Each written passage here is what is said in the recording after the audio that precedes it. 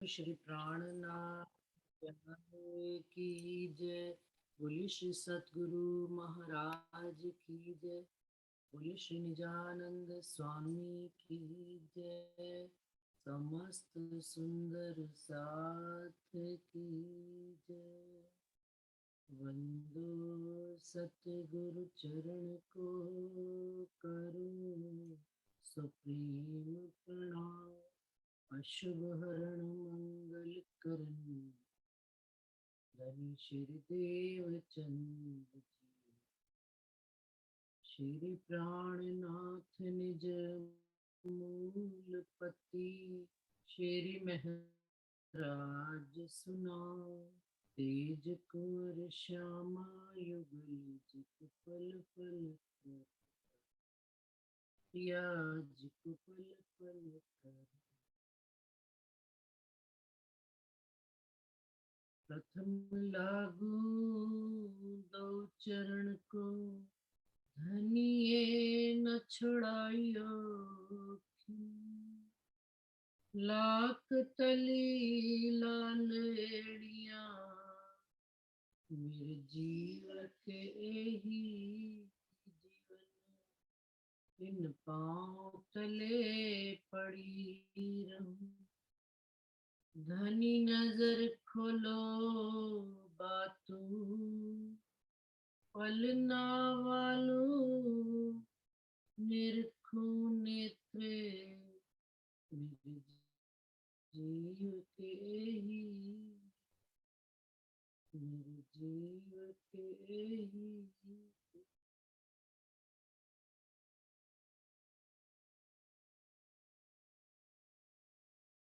सब सुंदर साथ जी के चरणों में कोटान प्रणाम। सुंदर साथ जी श्रृंगार प्रकरण चल रहा था। धनी के मुखमंडल की शोभा, मुखार बिंद की शोभा चौपाई हो गई है 100। प्रणाम जी दीदी, आपकी आवाज नहीं आ रही है। अभी भी नहीं आ रही आवाज? बहुत ही कम आ रही है, समझ ही नहीं आ रहा है कुछ भी। अच्छा,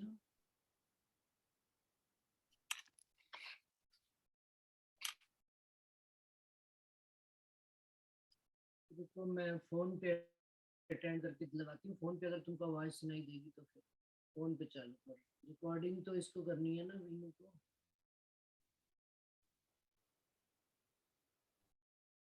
की जय। बोलिए श्री महाराज की जय। तो श्रृंगार चल रहा था प्रकरण। धनी के मुखार मंद की शोभा, मुखमंडल की शोभा चौपाई हो गई थी सुंदर साथ जी 125। राजी महाराज के दिल अंदर का गुज पाइए। कैसे? मुख बोले पीछे पाइए दिल अंदर का जो गुज। उनके बोलने से पहले ही दिल का गुज रूहें पा लेती है। क्यों? क्योंकि धनी का जो मुख मंडल है, मुखार बिंद है, जिन चीजों से मुखार बिंद की शोभा होती है वो है नेत्र, नासिका, श्रवण कमल और जुबां।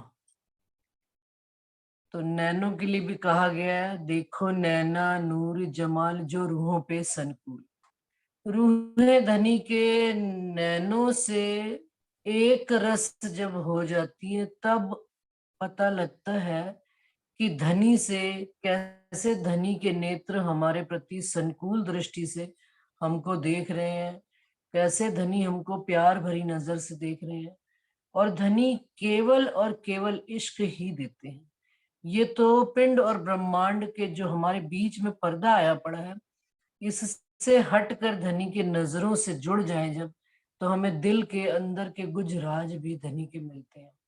अब वो नैना जो हमारे हैं, ये 14 लोक वाले नैना जो देखते हैं, ये दृष्टि नहीं। संसार में भी जब कहा जाता है कि ज्ञान आ जाता है तो वो ज्ञान मनुष्य को संसार की संपत्ति में बना देता है। सुंदर सा जी, अब देखिए जब धनी के नैन इस संसार में, इन वचनों को ही कहा गया। इन वचनों को जैसे जैसे हम आत्मसात करते चले जाते हैं, धनी के नेत्रों से नेत्र मिलते चले जाते। रूह के नेत्र, क्योंकि नेत्र संसार में जो कहे गए हैं, ज्ञान के नेत्रों को ही नेत्र कहा गया है। ये जो बाहरी नेत्र हैं, जो देखने का काम करते हैं, जो संसार को ही देखते हैं, संसार को ही चाहते हैं, ये नेत्र नेत्र नहीं है। जब तक अपने अंदर ज्ञान रूपी नेत्र नहीं खुलेंगे तो धनी के साथ हम नहीं जुड़ पाएंगे कि हमारा उनसे क्या संबंध है, वो हमें क्यों चाहते हैं, और हमें उनके प्रति कहाँ से, किस कारण से इतना लगाव है, कितना खिंचाव है। ये सारी बातें जानना ही ज्ञान है। हमारा उनसे क्या संबंध है, हमारी उनसे क्या वाहिदत है, और क्यों है, सारी बातों का राज ये ज्ञान के द्वारा ही खुलता है।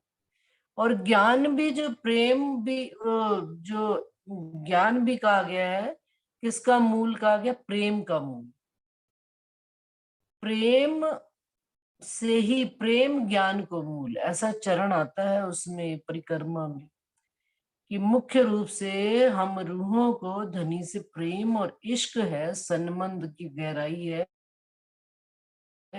इस कारण से हमारे अंदर ज्ञान की भी उत्पत्ति होती है और हमारे नेत्र खुलते चले जाते हैं। तो धनी के मुख मंडल की शोभा में मुखार बिंद को अपने हृदय में लाने के लिए धनी के नेत्र को, धनी के नेत्रों को देखना, निहारना, विचार करना और उसको आचरण में लाना, ये हम रूहों का काम है। यही रूहों का आहार है और यही व्यवहार है। जैसे जैसे हम धनी की वाणी के साथ जुड़ते चले जाते हैं, धनी के वचनों के साथ जुड़ते चले जाते हैं, वैसे वैसे ही हमारे अंदर भी पर्दा हटता चला जाता है। और कान भी किसको सुनने के लिए ललायित रहते हैं? धनी के ही वचनों को। धनी के वचन ही सुनेंगे, धनी के वचन ही कहेंगे, विचार करेंगे, तो कान भी सदा, और नासिका भी किसकी खुशबू लेगी? जब कान भी यही काम करेंगे तो नासिका भी अपने घर परम धाम की खुशबू लेगी। क्यों? क्योंकि जैसा जैसा धनी का विचार हमारे अंदर आता चले जाएगा, हमारे भी अंगों में वैसी वैसी ही खूबियां धनी की जागृत होती चली जाएगी। प्रयास है, करना है हमको नृत्य। प्रयास भी क्या करना है? जो इश्क में जिनको लगन लग जाती है धनी के साथ, वो प्रयास किया नहीं जाता, वो होता ही चला जाता है। धनी के साथ रूहें जुड़ती ही चली जाती हैं, और कितनी जुड़ जाती हैं ये उनको, हमको स्वयं को भी पता नहीं। ये धनी जाने, धनी की मेहर जाने, धनी की खूबियां जाने, कि धनी की खूबियों में कैसे हम रूहें एक रस, एक रूप, एक स्वरूप हो जाते हैं। तो उसी के साथ सुंदर सा जी 125 तक चौपाई पढ़ ली थी। 25, 126वीं चौपाई पढ़ रही हूँ। अंग रूह अर्श की नासिका, ए बल जानत रूह को कोय, 14 तबक शून्य फोड़ के इतलेत अर्श खुशबू। जो रूहें हैं परम धाम की और उनका अंग नासिका है, इस बात को ए बल जानत रूह को कोई, रूह में कोई कोई ही बल ये जानती है, नासिका का बल। क्यों? देखिए सुंदर सा जी, यहाँ पर संसार में भी हम होते हैं ना, यदि घर में रहते हैं, 3-4 फ्लोर में रहते हैं, आमने सामने अड़ोसी पड़ोसी, अगर नासिका हमारी तेज होती है तो हमें झट से खुशबू आ जाती है कि फलाने के घर बैंगन भुन रहा है, फलाने के घर दूध जल रहा है, फलाने के घर कोई अच्छी चीज खुश मीठी बन रही है, खुशबू आ जाती है। लेकिन अब हमारी नासिका, कहाँ तक हमने अपनी नासिका की दौड़ दौड़ानी है कि शून्य और ब्रह्मांड, पिंड और ब्रह्मांड को छोड़कर, शून्य निराकार को फोड़कर, 14 तबक को छोड़कर आगे परम धाम की, अर्श की वाय हमारी नासिका तक आ जाए, अर्श की खुशबू हमारी नासिका में आने लग जाए, तो संसार की सब, तो नासिका की भी जो ये गुण अंग इंद्रिय, इसकी तीव्रता हमको कहाँ तक ले जाएगी? सुंदर सा जी, परम धाम के बीच में हमको बिठा देगी। तो यही बैठे बैठे हम अर्श की खुशबुएं भी लेंगे, वास भी लेंगे। कैसे? जैसे हम बगीचे के पास से जाते हैं, हमें फूलों की खुशबू आ जाती है। रात की रानी का किसी के घर वृक्ष लगा होता है, रात को वॉक कर रहे होते हैं, तो पता लग जाता है कि भाई यहाँ पर कहीं ऐसा वो वृक्ष लगा है जिसकी जिसके फूलों की महक चारों ओर महकाए चली जा रही। तो हम यहीं बैठे बैठे बनों की खूबी, परम धाम में फूल बाग, नूर बाग, बाग मोहलाते हैं, उनकी चारों तरफ कैसे बन बेलियां फैली हुई हैं, उन सब की खुशबू, और इससे भी बढ़कर धनी के इश्क की खुशबू हम रूहों के अंदर आने लग जाती। ऐसा बल रूह अर्श के, तो बल हक होसी किन विद, ये बेवरा जाने पाक मोमिन, जिन हक अर्श दिल सुध। अब कहते हैं ये बेवरा भी वो मोमिन ही जानते हैं जिनके, बेवरा का मतलब क्या, चीज को एक निबेरा कर देना, दूध पानी का निबेरा कर देना, विस्तार कर देना, पानी को अलग कर देना। इस बात को भी कौन जानेगा, जिन हक अर्श दिल सुध, जिनके दिल में धनी ने आकर, संसार में आकर धनी ने अपने रूप की, अपने स्वरूप की, अपनी शोभा का अपने विस्तार किया हुआ। और सुध में, सुध यही है कि नेत्र खुल जाना, ज्ञान रूपी नेत्र, ये सुध आ जाना कि धनी हमारा संसार में और कोई नहीं। ये बेशकी दई मुझ, क्या बेशकी, हक्के बेशकी दई मुझ, क्या बेशकी कि 14 लोक है, योग माया का ब्रह्मांड है, परम धाम है, नहीं, ये बेशकी नहीं दी। उन्होंने ये बेशकी दे दी कि इस संसार में यदि कोई मेरा अपना है तो वो केवल और केवल मेरे धाम धनी है, और वही मेरी साज संभाल करते हैं, वही मेरी सार करते हैं, वही मुझे संभालते हैं, उन्हीं ही का काम हर समय, और वही हमको हर समय नजरों में लिए रहते, उनके पास और कोई काम ही नहीं है। जब ये बात रूह के अंदर समझ में आती है तो रूह का भी संसार से लगाव हटकर रूह के अंदर धीरे धीरे हटते हटते धनी से जुड़ती चली जाती है। ये हमको स्वयं को भी नहीं पता लगता कि हम कितना धनी से जुड़ते चले जाते। क्यों? क्योंकि धनी ने नेत्रों से नेत्र बांध लिया है। धनी ने हमको वो लोहे को चुंबक के साथ बांध लिया, दिल खींच लिया है धनी ने हमारा अपने चरणों में। तो अब रूह कहीं और ना जाने वाली है। लेकिन ये खबर भी किनको है, ये बेवरा जाने पाक मोमिन, ये मोमिन ही जानते हैं, वो भी कौन से, पाक दिल मोमिन। कहते हैं ना, आश अखंड में क्यों कर पहुंचत, साथ जी साफ हुए बिना अखंड में क्यों कर पहुंचत। अखंड में कैसे पहुंच ही नहीं सकते जब तक हमारा दिल पाक साफ नहीं है। दिल पाक साफ से मतलब ये नहीं है कि हमने सबको दिखा, अपने अंदर तो हमको पता है झूठ और सच क्या है। उस चीज से वो भी हमने पर्दा कर रखा है धनी के और उनके बीच में, अपने बीच में, कि हम चतुराइयों में, चालाकियों में, होशियारियों में, हम राजनीतियों में, हम अहंकारों की लड़ाइयों में बीच में जबरदस्ती जब घुसेंगे सुंदर सा जी, तो पर्दा, कुछ और लाभ नहीं होने वाला है, मिलने वाला कुछ नहीं। हमारे और धनी के बीच में पर्दे की परत मोटी होती चली जाएगी, चमड़ी मोटी होती चली जाएगी, किसमें, संसार की तरफ लगे हुए। लेकिन यदि धनी से जुड़ना शुरू कर देंगे और धनी हमको बताना भी शुरू कर देंगे कि इन बातों में कुछ भी सार तत्व नहीं है, इनसे उपलब्धि कुछ नहीं होनी, धनी से दूरी। अब ये फिर अपने आप रूह तय कर ले, हमको धनी से दूरी बनानी है कि धनी के पास होना है। जिनसे हम प्यार करते हैं उनके पास एक एक रस होना चाहते हैं, उनके दिल की हर बात जानना चाहते हैं। तो जानने का तरीका धनी ने हमको बता दिया, मेथड बता दिया। मेथड क्या है भाई, फॉर्मूला है कि जब तक साथ जी साफ हुए बिना अखंड में क्यों कर पहुंचे। पाक दिल मोमिन, पाक रूह मोमिन ही धनी के दिल की बात को जान पाएगी, उनके स्वरूप को एक रस हो पाएगी। सुख कहूं मीठी जुबान के सुख कहूं लाल अधुर, के सुख कहूं रस भरे वचन, जो बोलत माहे मधुर। अब इंद्रावती जी कहते हैं कि धनी के मुखमंडल की शोभा हम नेत्रों की भी देख रहे हैं, नासिका की भी देख रहे हैं, कर्णों की भी अभी सुनी है कि मुखमंडल के 4 अंग जो सुंदरता लिए हुए हैं, और दिल के 4 अंग भी कहे गए, हुक्म, मेहर, इश्क, इलम, और ये चारों अंग जाहिरी और बातूनी, चारों इन अंगों के माध्यम से ही सुंदर साथ जी हमको मिलते हैं। कैसे कि सुख कहूं मीठी जुबान के, जुबान जो है धनी की क्या बात कह रही है, सुख ही सुख दे रही, दिल की सारी बातें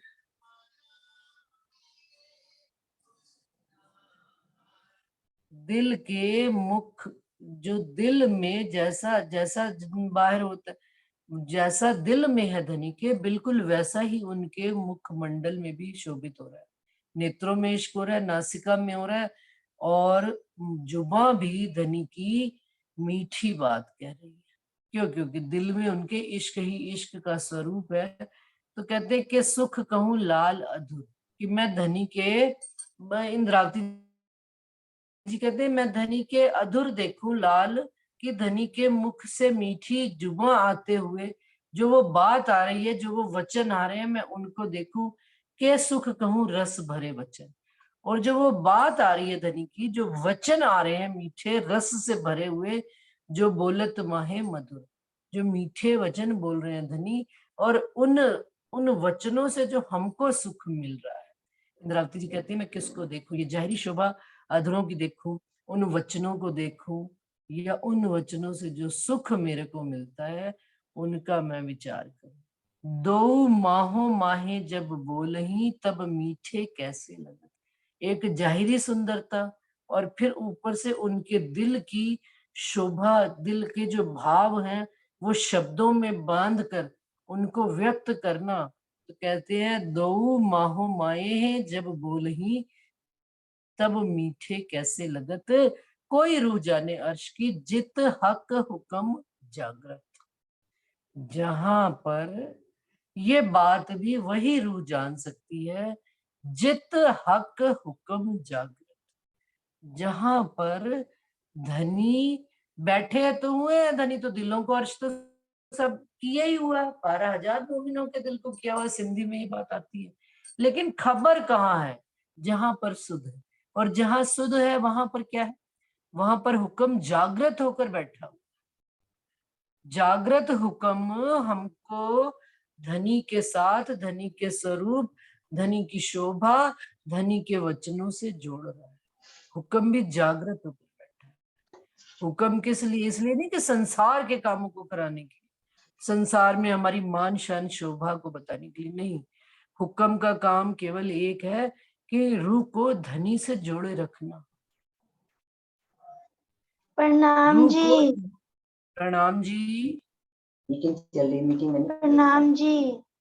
प्रणाम जी। कौन है सुंदर साथ जी? उर्विका। ओके, प्रणाम जी। मैं बहुत परेशान हो जाती हूँ आंटी, मेरे घर में मुझे आवाजें आने लगती हैं, मैं परेशान हूँ, मैं क्या करूँ?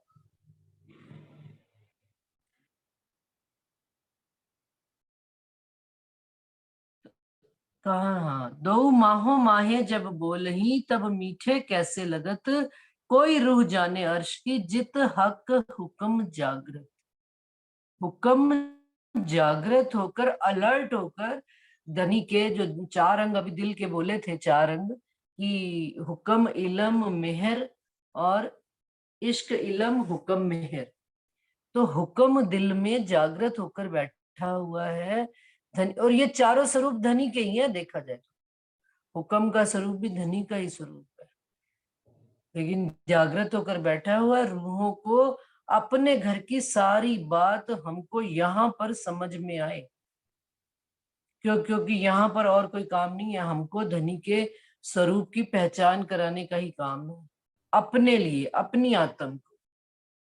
बाहर तो खुशबू अपने आप जाएगी, बाहर हमें देनी नहीं है, हमें इसके लिए कोई भी प्रयास भी सुंदर साथ जी नहीं करना। हम अपने आप को जागृत करें, धनी से जुड़े रहें, धनी के स्वरूप से जुड़े रहें, अपने आप सारी चीजें हमें धनी धनी का हुक्म ही सब चीजें खुलासा करता चला जाए। क्योंकि वो जागृत होकर बैठा हुआ है। हुक्म, हुक्म सुप्त अवस्था में नहीं है। हुक्म क्योंकि धनी ने हुक्म उनको दिया हुआ है, धनी के स्वरूप ने, और धनी का स्वरूप ही है जो रूहों के अंदर बैठकर अपने घर की बात बता रहा है। तो क्या है?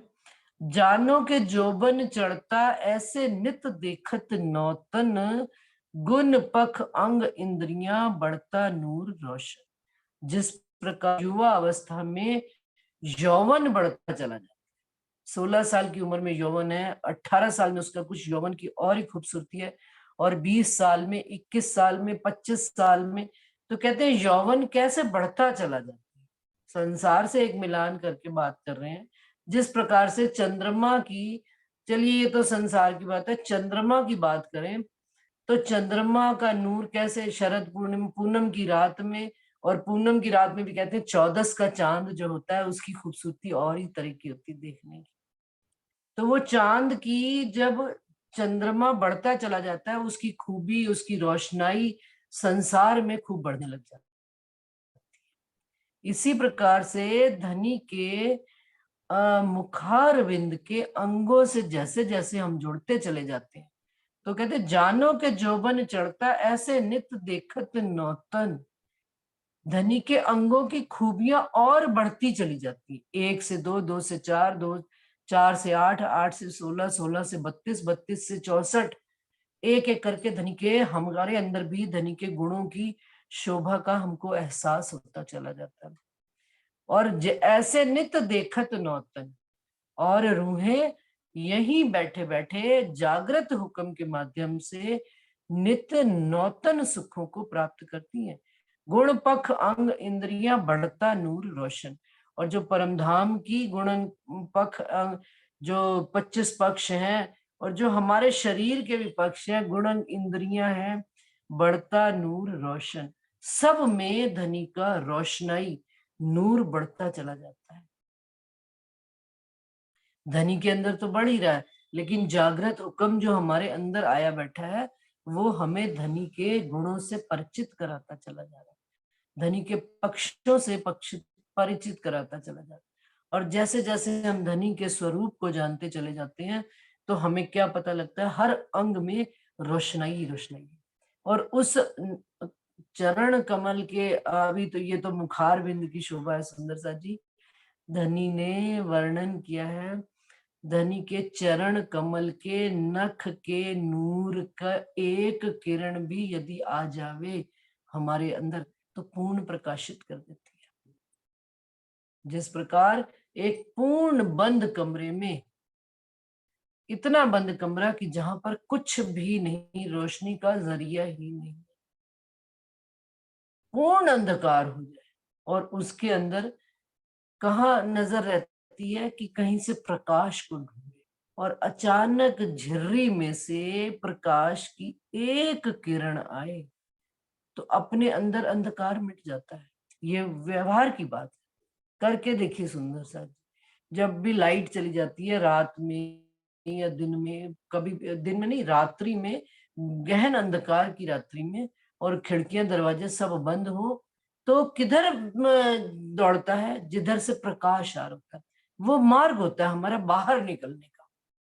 इस बात को, जाहिरी बात को यदि बातूनी रूप से हम अपने ऊपर भी घटित करके देखें कि हमारे अंदर पूर्ण, ये जो 14 जो जीव है हमारा, इसका घर कहाँ है, निराकार में, नींद और निराकार में, पूर्ण अंधकार ही अंधकार है। तो ये बाहर निकलने के लिए जब प्रयासरत होएगा तो जहां से प्रकाश इसको मिलेगा ये उधर ही ये मार्ग ही वही अपना। तो प्रकाश कहाँ से आ रहा है, धनी के चरण कमलों से। और आज धनी की ऐसी मेहर हो गई कि धनी चरण कमलों से हमको अपने स्वरूप का दीदार कराते हुए मुखमंडल तक ले आए, और मुखार बिंद के चारों अंग जिनसे मुखमंडल की शोभा है उनका वर्णन धनी इंद्रावती जी के माध्यम से हम सब सुंदर साथ को बता रहे हैं। तो क्या कहते हैं, बन जानो के पल पल चढ़ता तेज ज्योत रस रंग, पूर्ण स्वरूप यही देखही इश्क सूरत के संग। पूर्ण स्वरूप यही देखही इश्क सूरत के संग। किसके साथ देख रहे हैं, खाली अब ज्ञान से नहीं देख रहे, ज्ञान तो बता दिया, लेकिन हुक्म के माध्यम से जागृत हुक्म हमारा और धनी के साथ जो संबंध की डोर है, वो डोर किसकी है, इश्क की डोर है। इश्क के संबंध से रूहें भगी चली जा रही है धनी की तरफ, धनी ने हम रूहों का दिल खींच लिया है, तो कहते हैं इश्क सूरत के संग। और वो मुखार बिंद जो है धनी का इश्क मई हमको दिखने लग पड़ा। जब एक से एक जौवन चढ़ता आ रहा है, जानो के पल पल बढ़ता चला जा रहा है धनी का नूर, तो वो पूर्ण स्वरूप यही देखे। तो धनी के उस जागृत हुक्म के माध्यम से और इश्क के माध्यम से हम रूहें धनी को नख से शिख तक देख रहे हैं ज्ञान रूपी नेत्रों से। और इश्क रूपी इश्क अंदर आ रहा है, थोड़ा आ रहा है, ज्यादा आ रहा है, लेकिन धनी की किरणें अंदर फैल रही हैं और वो हमारे अंदर, और धीरे धीरे जानो के पल पल चढ़ता। धनी तो पूर्ण इश्क के स्वरूप है ही है, लेकिन हमारे अंदर जितना जितना आ रहा है वैसे ही पल पल में बढ़ता भी चला जा रहा है। जितना जितना विचार करते हैं, जितना जितना उसका मंथन करते हैं, जितना जितना उस गहराई में खोते हैं, तो वो आकार भी दिल में वैसा ही रूह के चलता चला जाता है। और पूर्ण स्वरूप धनी का इस भांति से हम यहीं बैठे हुए देख रहे हैं। बंद बंद सब इश्क के, और इश्क ही अंगो अंग, गुण पख सब इश्क के, सोई इश्क बोले रस रंग। अब जैसे जैसे रूह धनी के स्वरूप में मुखार बिंद में खोने लगती है, तो रूह को एहसास क्या होने लगता है, बंद बंद सब इश्क। धनी का पूर्ण स्वरूप जो है अंग में बंध बंध, हम कहते हैं ना हमारे रोम रोम, हमारा शरीर जो है 5 तत्वों का बना हुआ है, हमारे जो है एक एक संसार के 5 तत्वों के बने हुए, तो वहां पर सब चीजें किसकी बनी हुई है, सब इश्क के ही बने हुए हैं। अंग भी इश्क के बने हुए हैं। गुण पक्ष इंद्रियां हमारी कैसी है, पक्ष हम जो 25 पक्ष लेकर ये जो जीव खड़ा है हमारा, ये 14 लोग की गुण इंद्रियां लेकर खड़े हैं, लेकिन परम धाम में धनी के गुण अंग इंद्रिय सब ही इश्क के स्वरूप है। बाहर भी उनके इश्क है, अंदर भी इश्क है। जाहिर बाहिर बाहिर माहे अंतर, सब तरफ इश्क ही इश्क है। तो जब बाहिर माहे अंतर इश्क ही इश्क होगा, तो क्या करेंगे, सोई बोले, सोई इश्क बोले रस रंग। जो चीज दिल में है वही तो बाहर होगी। वही व्यक्ति का, किसी भी व्यक्ति को व्यक्तित्व की पहचान करनी हो हमें, तो उनके शब्द, सुंदर साथ जी ये जो जुबा है ना, ये जुबा हमको सुंदर साथ से जोड़ती भी है और हमको सुंदर साथ से जुदा भी करती है। हमको घर संसार परिवार में भी ये जुबा जो है ना, ये जुबा बड़ी बलवान है। ये 4 लोगों से काट भी देती है और जोड़ भी देती है। जोड़ती कैसे है, ये वाणी, ये शब्द, ये मीठे धनी हमको, हम क्यों दौड़ते हैं धनी की तरह, क्योंकि धनी हमको मीठी बात करते हैं, धनी हमें हमारे घर की बात करते हैं, धनी हमसे उस इश्क की बात करते हैं जो इस संसार में है, जिसकी चाह में उस दौड़ता तो संसार में जीव किसके चाह में, मृग तृष्णा में, सुख की, लेकिन संसार में सुख है नहीं। तो उस सुख की और इश्क की चाहना में हम जब दौड़ना शुरू होते हैं, तो हमें आगे से भी धनी, हमें वो इश्क से ही तो सुख आता है। सुख और किसी चीज में है ही नहीं। सुख तो छोटा शब्द है एक्चुअली, इश्क से आनंद की अनुभूति होती है। उस आनंद की अनुभूति के लिए तो हम दौड़ रहे हैं। उस आत्म के माध्यम से संबंध की तीव्रता की गहराई की वजह से जब जीव को ये स्वाद लगता है, तो जीव भी धनी के चरणों में समर्पित हो जाता है। क्यों? क्योंकि धनी इश्क के ही स्वरूप है। इश्क से ही धनी का गुण पख इंद्रियां हैं, और उनके मुख में जो जुबां भी आ रही है, जो बात भी आ रही है हम रूहों के लिए, और नेत्रों से जो रस भी बह रहा है, वो भी इश्क ही बह रहा है। नासिका में खुशबू भी इश्क की आ रही है, क्योंकि मुखमंडल का वर्णन चल रहा है। सब इंद्रियां इश्क की। अब इंद्रावती जी मुखमंडल से धनी के पूर्ण स्वरूप का वर्णन जब करने बैठे हैं, तो सब इंद्रियां इश्क की। हमारी इंद्रियां कौन सी हैं भाई? एक क्रोध आता है, एक ईर्ष्या आती है, एक लोभ आता है, एक लालच आता है। हमारी इंद्रियां अब देखने वाली नेत्र देख रहे हैं, तो किसको देख रहे हैं? जुबान देख रही है तो खाने पीने में लालच पड़ा है, नासिका है तो बदबू खुशबू सब चीज ले रही है, कान है तो अच्छी बुरी सब बातें सुन रहे हैं, लेकिन परम धाम की इंद्रियां जो है उनमें क्या है, सिर्फ और सिर्फ इश्क ही इश्क का वास है, इश्क ही इश्क से बनी हुई है। इश्क तत्व रस धातु में भी किस चीज की बनी हुई, इश्क की।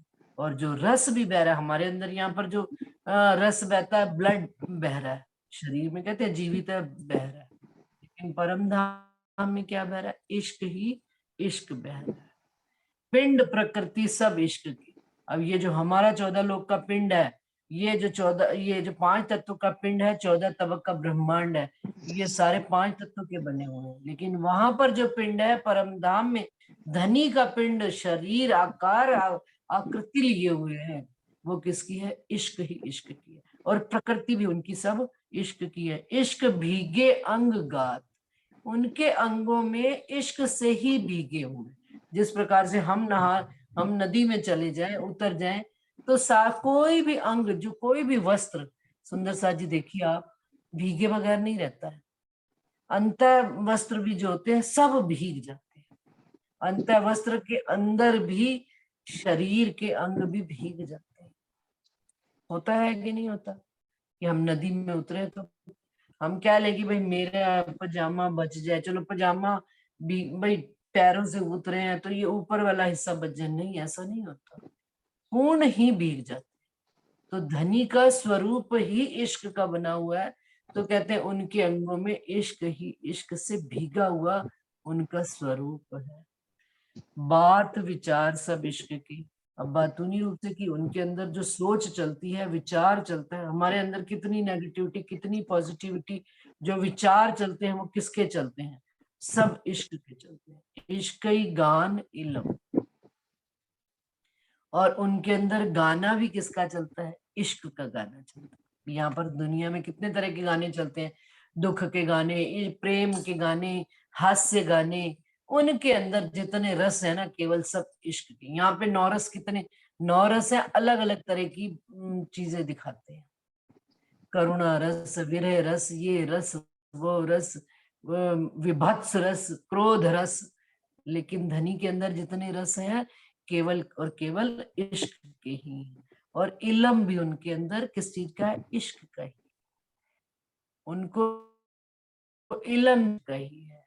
कि किस चीज का इलम है उनको, कि मुझे रूहों को रात दिन प्यार देना है और लेना है, और इसी काम में वो मगन है धनी, और किसी काम में मगन नहीं। हमें दुनिया भर के इलम चाहिए, हमें ये भी लेना है, हमें वो भी, हमें राजनीतियां भी जाननी, हमें इसका भी उसका भी, जिन चीजों से हमें कोई लाभ नहीं, हमें उन बातों में भी घुसना है। ये हमारी धनी से दूरी, हमको अपने आप को विचार करना। कोई दूसरे को कौन करेगा, कौन बताएगा हमको हमारे अवगुण, दूसरा बताए तो हम तो उससे दूर हो जाते हैं। तो स्वयं को आईने में देखकर अपने दाग हम खुद छुड़ाएं, तभी छूट सकते हैं सुंदर सा जी, नहीं तो हम गर्क में गिरे हुए हैं।